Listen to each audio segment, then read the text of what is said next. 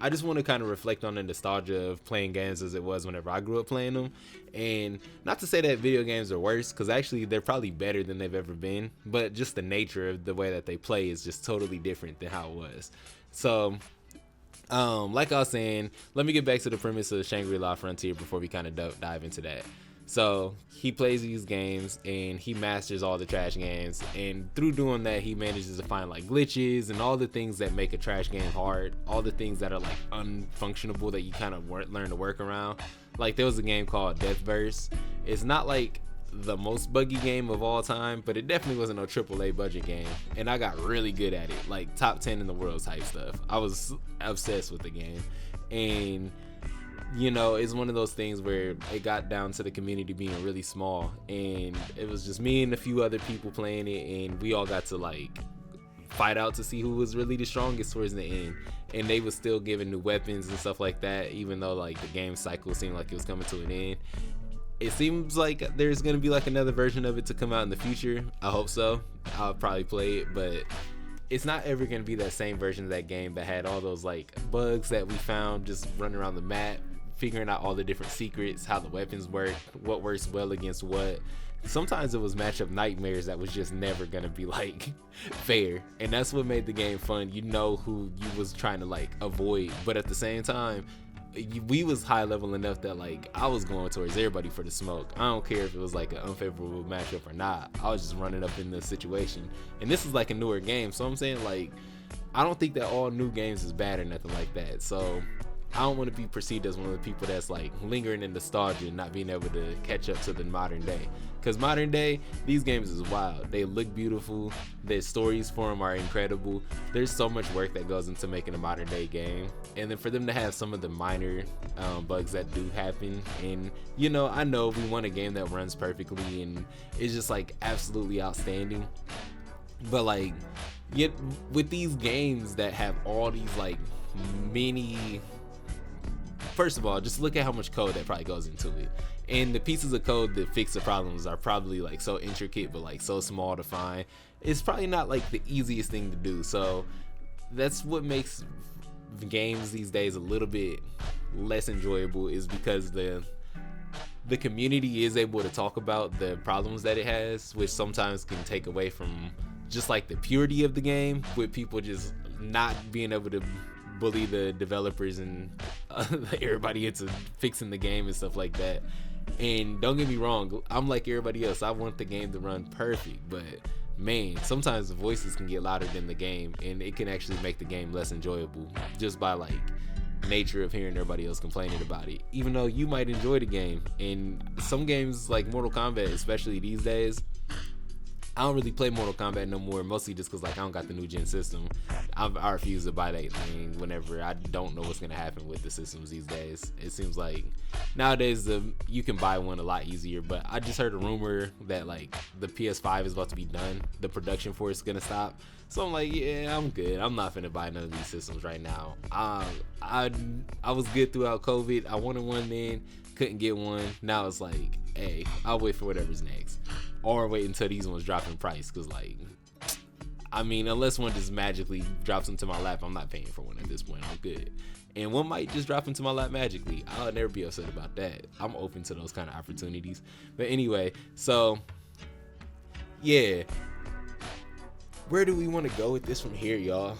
We can dive into a whole bunch of new things. Do we just want to talk about like the nostalgia of how games used to work? Where, yeah, let's kind of dive into that a little bit. Like, I remember growing up, me and my friends, we would all go over to like either my house, one of my homies' houses, and this was back in like the PS2 days, whenever I was like really kind of like really playing games at my pinnacle. PS2, Xbox 360, like I never had a PS3, but of course people did. I had the Xbox 360 and PS2. Bro, we used to take those things everywhere. I used to go over to my friends' houses. We would all have our own systems, but like each one of us had different games and stuff. Yeah, we probably could have just brought the games over, but it's something to be said about like all the progress that you have, the maps that you have unlocked and stuff, that if they don't got the game, you could bring over the disc, but it's not gonna make no difference, because like what's the point if you don't got everything to go with it? So our PlayStations was with us at all times, and it was almost just like carrying around a laptop. It was crazy.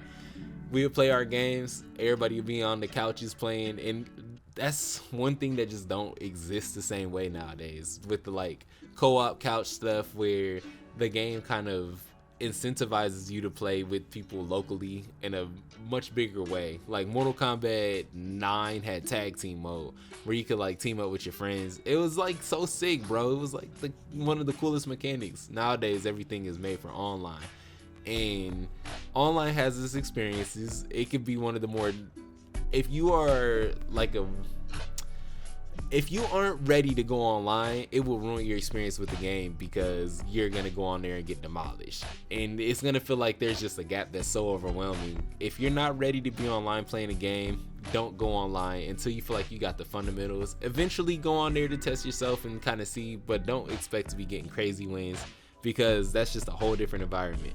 First of all, you have lag, and just like the way netcode and stuff like that works, it really kind of can inhibit your experience with the game, and there's a learning curve that goes into it. So people that have been playing online for long enough kind of know how to like time their combos differently and all those kind of things. But all I'm basically saying is, nowadays there's just so much more that you got to think about whenever you're playing a game, and thankfully we can play online, because you don't necessarily always have people to play with, especially with certain kind of games, and that's a big plus to it.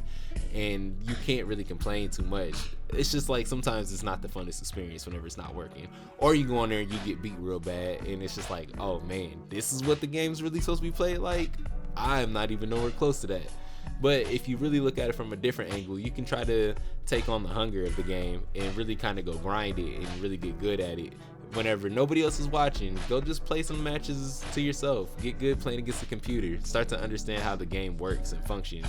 And trash games, they really have taught me a lot of those fundamentals, because with the trash game, it breaks down the game to the fundamentals oftentimes. So if you are playing a game that okay, what's the best way to put this? If I'm gonna play a fighting game on like a website that's you're not supposed to be playing in school or something like that, the fighting game is either going to be way more complex with a much harder complexity with the buttons that really kind of don't need to be involved, or it's going to be down to just like your basic bread and butter kind of game where you're just fighting in the neutral, and maybe you have some command throws, or maybe you might have some fireballs, little stuff like that. But if you're playing where was my mind going with that? The neutral. Oh yeah, with Mortal Kombat and stuff like that, and you're playing Street Fighter, then you're gonna have so much more complicated but like simplified and smoother controls. So whenever you're translating from playing like a game that might have been a little more jaggedy, and you're trying to learn how to play around the bugs, and when you guys actually play a game that has all the bugs fixed for the most part, like you come from playing a game that's not a high budget one, and you come play a high budget game, you don't really complain the same way that everybody else does, because you've already been living in the bottom of all the gaming potential, and you've learned to live with it, and it's kind of fun there. And whenever you come play these AAA games, it's not like they're bad or anything, but it's just different, man.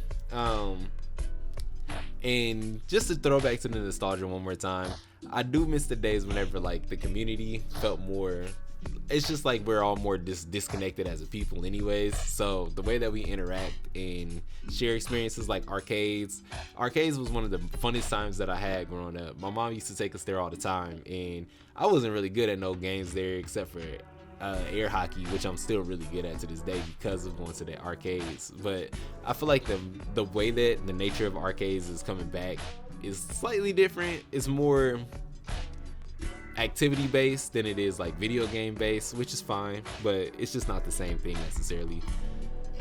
That's all I want to kind of rant about.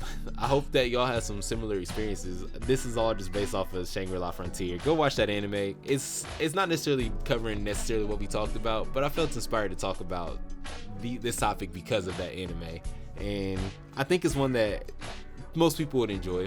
It's a isekai, of course. No, this one's not an isekai. This one's just a video gamer, but it's a good one. If you like Sword Art Online and stuff like that, you'll definitely like this. And if you're really into like characters that have some fun gags and hilarity to them, you'll really enjoy that too. Cute characters that are like bunnies and stuff. It's dope. Fun little story concepts as well. So that's all. Peace out, y'all. Like, comment, subscribe, all that fun stuff. Peace.